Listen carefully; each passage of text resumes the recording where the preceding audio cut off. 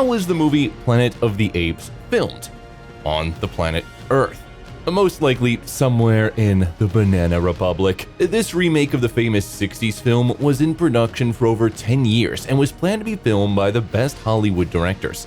However, due to many challenges, the film did not live up to the expectations of both audiences and critics, as well as the creators themselves. Come on. Okay, let's go explain evolution to the monkeys. Movies Inside Out presents Planet of the Apes is a science fiction film by Tim Burton, which hit the big screen in 2001 and received the most controversial reviews among all projects in the franchise. What films prompted the studio to produce the film? Why did Tim Roth regret participating in the filming? And which director's idea did the producers fear to include in the plot of the film? Watch our new video to get the answers to these and other questions. Let's go. The creation story.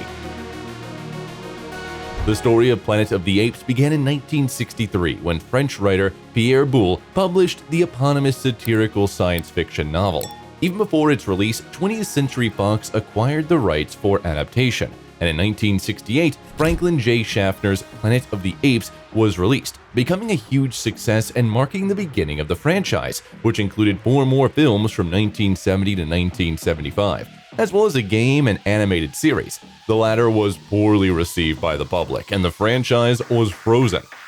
The first attempts to revive and remake Planet of the Apes began in the late 80s. At the time, candidates such as Harrison Ford, Kevin Costner, and Patrick Swayze were considered for the lead role, but the project fell into the so-called development hell. For 10 years, various directors were considered for the remake of the original film, including Adam Rifkin, Peter Jackson, Oliver Stone, Philip Noyce, Chris Columbus, Roland Emmerich, James Cameron, Michael Bay, and the Hughes brothers. By the way, Stone wanted to give the lead role to Arnold Schwarzenegger. After several unsuccessful attempts to start filming, the studio decided to postpone it again.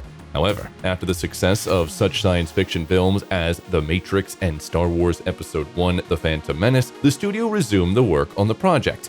In 1999, 20th Century Fox hired screenwriter William Broyles Jr., giving him creative freedom in interpreting the book in the original franchise, and in 2000, the director's chair was taken by Tim Burton, who did not want to shoot a remake or a sequel, but planned to create an original film based on the source material. At that time, Steven Spielberg was also considered as a director, but he refused due to his work in the films AI, Artificial Intelligence, and Minority Report. Under Burton's guidance, Broyles wrote a new draft of the script designed for a $200 million budget, but the studio was not willing to allocate such a large sum and invited Lawrence Connor and Mark Rosenthal to rewrite the script, making the budget half the size. To save money, 20th Century Fox even wanted to appoint Robert Rodriguez as the director, but ultimately returned to Burton. Budget limitations forced Burton to abandon many interesting ideas, including mutant humans and a caste system of the apes.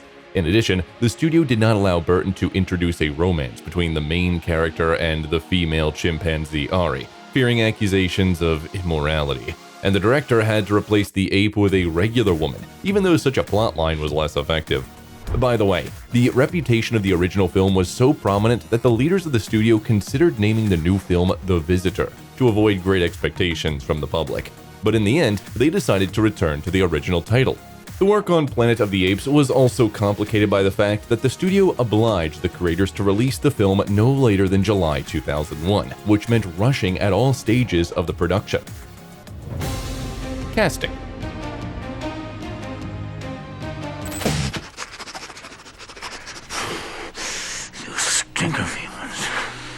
For the role of astronaut Leo Davidson, the studio considered Ben Affleck, Matt Damon, and Leonardo DiCaprio. But unlike Mark Wahlberg, all of them wanted to see the script before signing the contract. As for Wahlberg, he agreed to participate after a 5-minute conversation with Burton and even turned down the role of Linus in Ocean's 11, which eventually went to Damon. Wahlberg's character, who became a messiah for primitive humans, received his name not by chance, as it literally means Lion and Son of David, combining 2 traditional titles of Jesus Christ. The role of General Thade could have gone to Johnny Depp, Daniel Day-Lewis, and Gary Oldman. The latter declined the role for financial reasons and later played Dreyfus in the film Dawn of the Planet of the Apes in 2014. In the end, Tim Roth was approved for the role of Thade, so he had to reject an offer to play Severus Snape in Harry Potter and the Sorcerer's Stone, which was eventually played by Alan Rickman. In fact, Roth insisted on changing some scenes to make his character even more frightening. Initially, Thade was supposed to be an albino gorilla, but Burton decided that it would be more logical to make the main antagonist a chimpanzee, since this species is one of the most aggressive in the wild. It is also interesting that the character of Thade was inspired by the Japanese military leader Hideki Tojo, who made the decision to go to war with the US in 1941.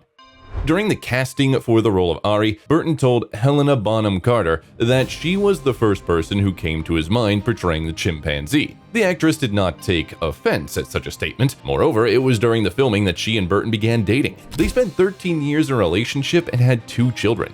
Despite Bonham Carter's perfect candidacy, initially many actresses were considered for the role of Ari, including Naomi Watts, Cate Blanchett, Rachel McAdams, Rachel Weisz, Renee Zellweger, and Tiffany Smith-Lawrence. The latter even participated in makeup tests, but in the end, she appeared only in the role of Thade's sister and wasn't mentioned in the credits. Colonel Attar could have been played by Djimon Hounsou, but he had to decline the offer due to a scheduling conflict, as he had to work on the movie The Four Feathers at the time. Also, Ron Perlman auditioned for the role, but the creators ultimately approved Michael Clarke Duncan. He immediately agreed to join the project, although he did not even know which role he would play. As for Dana, who was played by Estella Warren, Joanna Krupa had been initially considered for the role, but only got a minor role as Leo's friend at a party.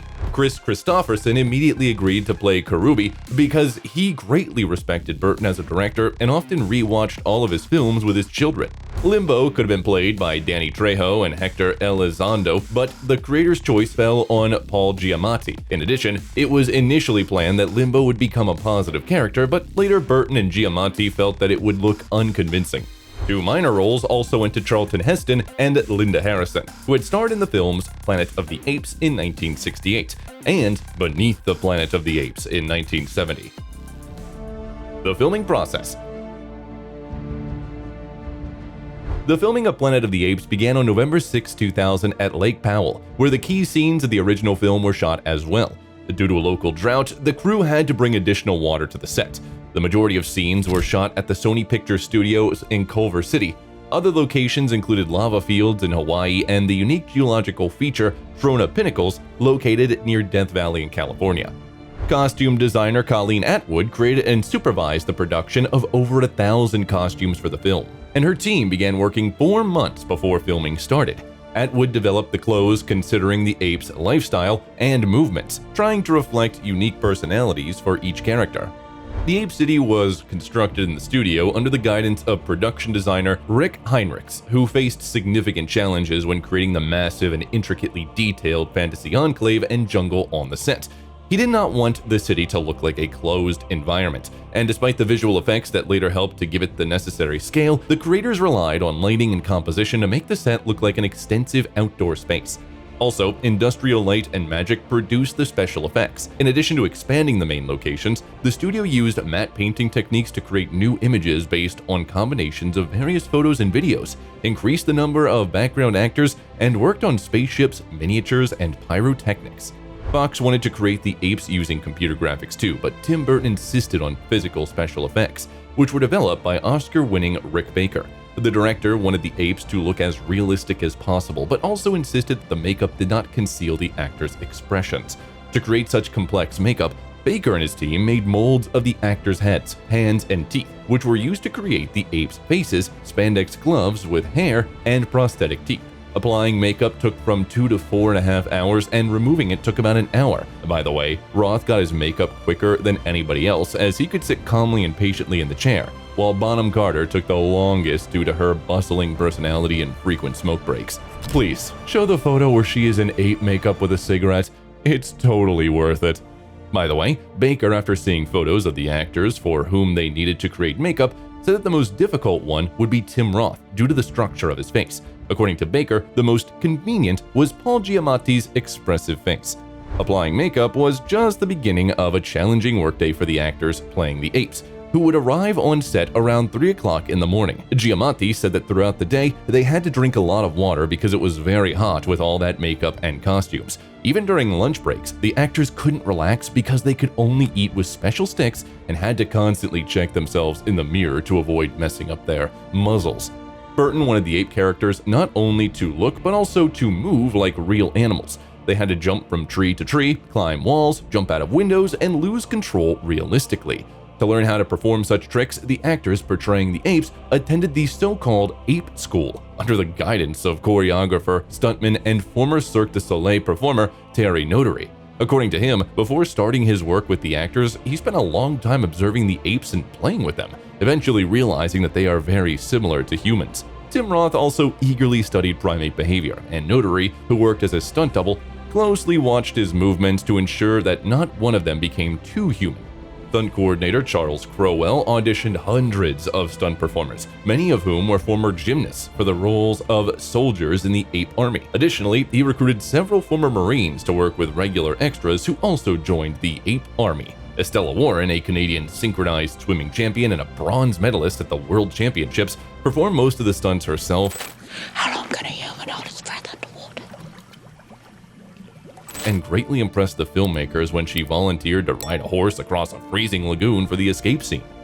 By the way, the creators initially did not plan to give the female apes eyebrows, but later realized that without them, they looked too eerie. Mark Wahlberg also refused to wear a loincloth in the film, as Charlton Heston did in the 1968 film, to avoid reminding the audience of his involvement in Calvin Klein's underwear advertising in the early 1990s. During the shooting, Tim Roth found it very difficult to communicate with Heston, who played his screenfather, because of Heston's ties to the National Rifle Association of America and his open support for the U.S. military campaigns. Roth completely disagreed with his colleagues' views and later stated that he would not have agreed to star in the film if he had known he would have to interact with Heston.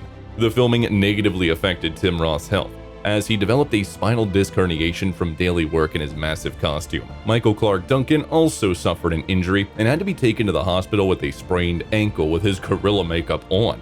Moreover, even Tim Burton managed to break a rib while working on the film. Wahlberg said that he was beaten more during the shooting of Planet of the Apes than in any other film. It's interesting that the line, "Take your stinking hands off me, you damn dirty human!" that Attar says to Leo Davidson is an altered version of George Taylor's line from the 1968 Planet of the Apes, which sounded like, "Take your stinking paws off me, you damn dirty ape." It's still an open question of which of them actually carries more germs.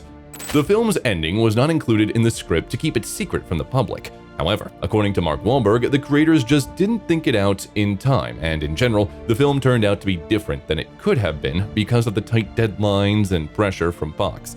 The studio's top managers influenced the rather strange ending as well, demanding to leave some potential for a sequel in which the creators promised to explain what happened during the scene in Washington. However, it was never meant to be, but we'll talk about it later. Helena Bonham Carter said in an interview she was surprised that so many viewers did not understand the ending because, according to the actress, it could be explained by the distortion of time and space, because of which they'd arrived on Earth before Leo. However, Tim Roth admitted that after watching the film several times, he still couldn't understand the ending. However, the ending, despite the buzz around it, fairly accurately corresponds to the ending of the novel, in which the hero returns to Earth that is externally identical to ours but controlled by apes. The music for the film was written by the classic composer of all of Burton's films, Danny Elfman. He decided to use more percussion in the soundtrack than usual to give the film a primal tone. The shooting for Planet of the Apes took only 80 days and was completed in April 2001. Movie mistakes and errors. Now it's time to count the mistakes and inconsistencies in Planet of the Apes. I'm probably just in the way right now, so why don't I just get going, How many mistakes did the filmmakers make in your opinion? Pause the video and write your guesses in the comments. So, at the very beginning of the film, the ape is wearing a spacesuit, but for some reason, it has no gloves. If they were on strings, we would have avoided at least one mistake. Leo stands right next to the capsule, but in the next shot, he ends up several meters away from it. Entering the capsule, Leo puts on his helmet, and you can see that it does not fit tightly to the collar of the spacesuit, but in the next shots, it fits perfectly. You can also notice that on the scheme and in reality, the spaceship moves away from the station in different directions. Moreover, to increase speed, Pericles and Leo move the lever to the opposing sides. You can also see that studio lights are reflected on the glass of Leo's helmet. Atar hits and throws Leo with such force that he should have died instantly. Yet not only does Leo survive, but he also gets up instantly without a single injury. The two moons next to the planet inexplicably move farther apart when viewed from the surface, and the thick clouds in the sky disappear without a trace in just a few minutes. Leo raises his head and looks around in close-up, then does the same thing in a wide shot a few seconds later, and then again in close-up. The branding iron burns too long, and there's no visible brand on Ari's face in the medium shot. When the characters break through the boards at the exit of the tunnel, you can see that one of them is sawed off for the convenience of the actors. When Leo dives into the pond, the weather is quite overcast, yet underwater, the water looks too bright and clean as if illuminated by some light source. But when Leo resurfaces, it's still overcast out there. One of the gorillas somehow pulls out the map in such a way that all the other players can see it. Leo fires forward, but the rocket ends up in the sky above him, and the horse, having thrown him off, suddenly turns around in the opposite direction and stands as if nothing happens. When Leo enters the water with Ari on his back, she covers his face with her hands. Then in the next shots, her hands are on his shoulders, and then they return to his face. The space station wall somehow turns into a rock, and after hundreds of years, the electronics on board are still working. Moreover, the destroyed station looks nothing like its past self, and despite the fact that it's lying on its side, everything inside is arranged neatly. Depending on the angle, the horse's head is either raised or lying on the ground. Also, Ari's burn from the branding iron heals incredibly quickly. In Thade's helmet, you can clearly see the reflection of the studio light. The sensor panel that activates the shield is initially clean, then it's covered with a thick layer of dust, and a few seconds later, it's clean again. When Atar turns around, there's a strip without makeup on his neck. Thade's futuristic blaster in his hands eventually becomes an ordinary gun. Leo strokes Pericles' cheek, but in the next shot, his hand is near Pericles' chin. In a close-up shot, Ari covers Kroll's face with sand, but in the wide shot, you can see his face on the surface again. After kissing Leo, Dana runs away, but soon she ends up right in front of the capsule. Also, in the script, chimpanzees, gorillas, and orangutans are referred to as monkeys several times, although this word does not apply to apes. Well, did your supposed number of mistakes match our result? Or maybe you noticed other goofs in the movie? Share in the comments. What, it's over? No, I was just getting ready to make my move. Deleted scenes. Back in 1995, when Philip Noyce and screenwriter Terry Hayes were brought in to work on Planet of the Apes, the then Fox president Dylan Sellers suggested ending the film with a scene where Leo crash lands at Yankee Stadium and sees apes playing baseball. However, Hayes submitted a script without this scene and Sellers fired him, while Noyce left on his own. Tim Burton also wanted to include this scene in his film but had to abandon it due to budget problems. Also, rumors have it that Burton shot 5 alternative endings, but none of them were ever seen by the audience. We know almost nothing about other deleted scenes from Planet of the Apes, but there are 2 extended scenes available. The one where Leo prepares to go into space instead of Pericles, and another one with Atar and Thade discussing Leo and Dana's escape. By the way, the kissing scene between Leo and Ari at the end of the film was cut from the Indian theatrical cut of the movie. Worldwide recognition. Planet of the Apes was released on July 27, 2001 in 3,500 theaters in the US and Canada, grossing $68.5 million during its opening weekend and becoming the highest grossing premiere for Fox at the time. The film broke many other commercial records at the beginning of its release, but its final gross in the US and Canada was just $180 million with a budget of $140 million, including marketing expenses. The situation was improved by the film's success in other countries, where it managed to gross another $182 million, ultimately making it the 9th highest grossing film of 2001. By the way, to promote Planet of the Apes, the studio decided to develop a marketing campaign by launching the Alternative Primate Evolution Project, a geocaching game with participants searching for artifacts related to the movie in geocaches around the world. Additionally, Hasbro released a line of toys featuring characters from the film, and Dark Horse published comic books based on the movie. After the premiere, an eponymous video game was released, although it was inspired not by the new film, but by Boole's book and the 1968 film. The movie received mixed reviews from critics who claimed that it was too far from the original and lacked a balanced plot structure. However, they also noted the stunning visual effects. Planet of the Apes was nominated for various prestigious film awards in different categories but failed to win any of them.